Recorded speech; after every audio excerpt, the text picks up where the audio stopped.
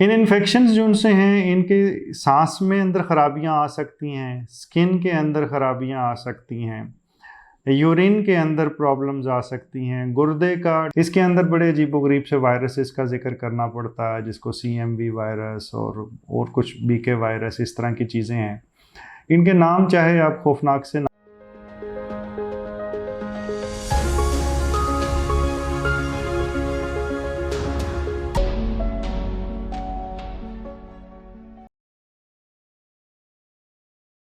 बिस्मिल्लाहिर्रहमानिर्रहीम। गुर्दे की पेवंदकारी के अंदर पहले 7 दिन का जिक्र तो पिछले वीडियो के अंदर हो चुका। अब 7वें दिन से लेके 3 महीने जब तक ख़त्म नहीं होते, इसके दरमियान में क्या क्या हो सकता है, किन किन चीज़ों का ख्याल रखना है, किन किन इन्फेक्शंस का ख्याल रखना है, ये आज के वीडियो का मौजू है। हमने वीडियोस का एक नया सिलसिला शुरू किया है जिसमें हम जिस्मानी सेहत के अलावा ज़हनी सेहत के ऊपर एक वीडियो करेंगे। ये वीडियो किताब, शख्सियत और किसी भी ऐसे मौजू पे होगी जो हमारे जहन की ग़िज़ा बन सके। 8वें दिन से लेट सपोज पेशेंट को छुट्टी हो गई और वो घर जा चुके हैं। अब घर जाने के बाद दवाइयाँ तो काफ़ी लेनी पड़ेंगी। हाँ, शुगर भी कभी कभार चेक करने का पेशेंट को मशवरा देता है। ख़ास तौर पे जिनकी बॉर्डरलाइन शुगर हो या शुगर हो, उनको तो बहुत ज़्यादा ही चेक करने की ज़रूरत होगी, क्योंकि स्टीरॉइड्स इस पीरियड के अंदर तो तकरीबन तमाम पेशेंट्स ले ही रहे होते हैं। कुछ दुनिया में ऐसे प्रोटोकॉल हैं जिसमें स्टीरॉइड फ्री रखने की कोशिश की जाती है, प्रोवाइडेड का मैच बहुत अच्छा हो, लेकिन ज़्यादातर प्रोग्राम्स के अंदर कुछ स्टीरॉइड ज़रूर इस्तेमाल हो रहे होते। अब जब इम्यूनिटी कम है, मरीज़ घर पे चला गया है, घर पे जाने के बाद कुछ लोग भी आएंगे उनकी खैरियत दरियाफ्त करने के लिए, उनका इंटरेक्शन बढ़ जाता है। इन्फेक्शन के लिए ये बड़ा सेंसिटिव टाइम चल रहा होता है, क्योंकि हमारे जिस्म के अंदर उतनी क़ुव्वत मुदाफ़त नहीं कि कोई आने वाले मेहमान या उस आने वाले वायरस के साथ हम सही मानों में इंसाफ कर सकें। तो वो ऐसा जरासीम या इन्फेक्शन जो इस टाइम आता है वो अमूमी तौर पे काफ़ी नुकसान करता। तो मरीज़ों को रिक्वेस्ट की जाती है कि आप लोगों से मिलें, अगर तो थोड़ा सा फासले से मिलें, और मास्क जैसे आजकल तो कोविड के बाद वैसे ही आम हो चुका है, तो उसका पहनना बहुत ज़्यादा मुनासिब होगा। और फिर ये भी मुमकिन है कि कोई ट्रांसप्लांट का गुर्दा आया और गुर्दे के बीच में खुदा ना खास्ता कोई इन्फेक्शन था और वो नए रेसिपिएंट तक चला गया। इसके चांसेस बहुत ही कम हैं, क्योंकि इतने ज़्यादा टेस्ट करवाए जाते हैं आजकल के दौर में कि एक गुर्दे से अगले किसी को इन्फेक्शन चला जाए, इसके चांसेस बहुत कम हैं। लेकिन अमूमी तौर पे ये 8वें दिन से लेके 1 महीने के अंदर जो इन्फेक्शन होते हैं, ये वो वाले इन्फेक्शन हैं जिनको हम प्रोसीजर रिलेटेड इन्फेक्शंस कहते हैं। जैसे कि कोई निमोनिया हो गया किसी को, वो वेंटिलेटर पे जब डला था, जब ऑपरेशन हो रहा था, उस वक्त चेस्ट ख़राब हो गई, उसके बाद पेशाब की नाली डली थी, उसके साथ कोई इन्फेक्शन हो गया, पेशाब में इन्फेक्शन आ गया। कहीं पे ब्रैनला लगा था, ब्रैनला वाली जगह जो उनसी है वो सूज गई, तो उधर दर्द शुरू हो गई, बुखार होना शुरू हो गया। इसी तरह हमारे सर्जिकल प्रोसीजर्स या रेगुलर जो इन्फेक्शन है, उनकी टेंडेंसी या उनके चांसेस थोड़े से ज़्यादा हो जाते हैं इस कंडीशन में।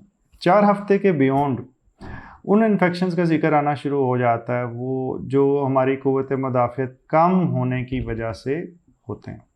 इसके अंदर बड़े अजीबोगरीब से वायरसेस का जिक्र करना पड़ता है, जिसको CMV वायरस और कुछ BK वायरस, इस तरह की चीज़ें हैं। इनके नाम चाहे आप खौफनाक से ना याद करें, इन पे इंडिविजुअली कुछ ट्रांसप्लांट के मरीज़ जो उनसे हम कई दफ़ा जिक्र करते हैं, शायद अगर आप लोगों का इंटरेस्ट हो तो ईच वायरस जो मुमकिन है और उसकी क्या क्या अलामतें हैं, उसके ऊपर भी वीडियो अलग-अलग बनाई जा सकती है। लेकिन जनरली इन इन्फेक्शन से बचने के लिए मरीज़ों को एक दवाई इस्तेमाल की जा रही होती है जिसे वेलजेंसिक्लोविर कहते हैं, और वो वायरसेस से अमूमी तौर पे बचा के रखती। फंगल इन्फेक्शन से बचाने के लिए कतरे अमूमी तौर पे बताए जाते हैं, और चेस्ट के एक इन्फेक्शन से बचाने के लिए कुछ पेशेंट सेप्ट्रॉन भी ले रहे होते हैं। एंडेमिक एरियाज़ में जहाँ पे TB का बहुत ज़्यादा ख़तरा हो, वहाँ पे TB की एक गोली, सारी फुल TB का कोर्स नहीं, TB की एक गोली भी कुछ अरसे के लिए दी जाती है, तवक्त है कि वो इनिशियल पीरियड गुजर जाए जिसमें क़ुव्वत मुदाफ़त बिल्कुल नीचे होती है, ताकि अगर दाएँ बाएँ से कोई एक्सपोजर TB का मिले भी तो वो डिज़ीज़ ना बन सके। फिर तकरीबन 3 से 6 महीने के बाद ये ज़्यादातर मेडिसिन जो उनसी हिफाजती मेडिसिन है, ये ऑफ़ कर दी जाती है, क्योंकि उतनी देर में क़ुव्वत मुदाफ़त कम करने वाली दवाई अगर यहाँ से शुरू की थी तो वो भी रिड्यूस होके एक स्टैचू एक प्लेन लेवल पे आ जाती है, जैसे स्टेबल लेवल्स कहते हैं, थेराप्यूटिक लेवल्स। इन इन्फेक्शंस जो उनसे हैं, इनके सांस में अंदर खराबियां आ सकती हैं, स्किन के अंदर खराबियां आ सकती हैं, यूरिन के अंदर प्रॉब्लम्स आ सकती हैं, गुर्दे का डिसफंक्शन हो सकता है, गुर्दा अपनी कारकर्दगी खो सकता है, मरीज़ को बुखार, जिस्म में दर्द और शदीद किस्म की नकाहत और थकावट हो सकती है। टेस्टों के अंदर देखा जाए तो सीबीसी में डब्ल्यूबीसी काउंट जो सा है वो फॉल कर जाता है, प्लेटलेट्स भी डिस्टर्ब हो सकते हैं, और दूसरी तरफ टीएलसी काउंट बढ़ जाता है स्टेरॉइड की वजह से भी और इन्फेक्शन की वजह से। सीआरपी नाम का टेस्ट भी ख़राब हो सकता है। आरएफटीज में क्रेटिनिन ज़ाहिर है बिगड़ जाएगी अगर गुर्दे की खराबी बढ़ेगी, और यूरिन के अंदर प्रोटीन और आरबीसीज इस तरह की चीज़ें आ सकती हैं अगर पेशाब का इन्फेक्शन भी उसके अंदर आया है।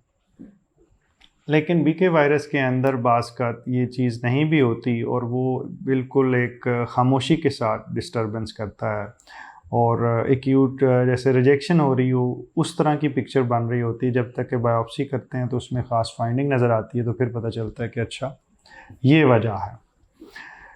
इन्फेक्शन से बचने के तमाम हिफाजती इंजेक्शन ट्रांसप्लांट से पहले आप लोगों को लगवा लेने चाहिए ताकि ट्रांसप्लांट के बाद इस तरह की किसी कोर्स से बचा जा सके।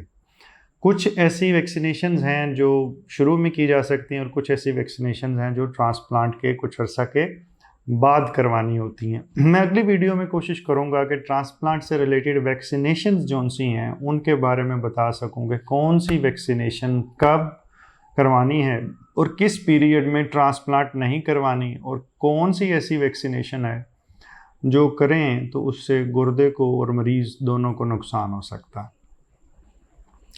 अल्लाह ताला आपको मुकम्मल ज़िंदगी दे और दूसरों की ज़िंदगी मुकम्मल करने का शर्फ अता करे। शुक्रिया।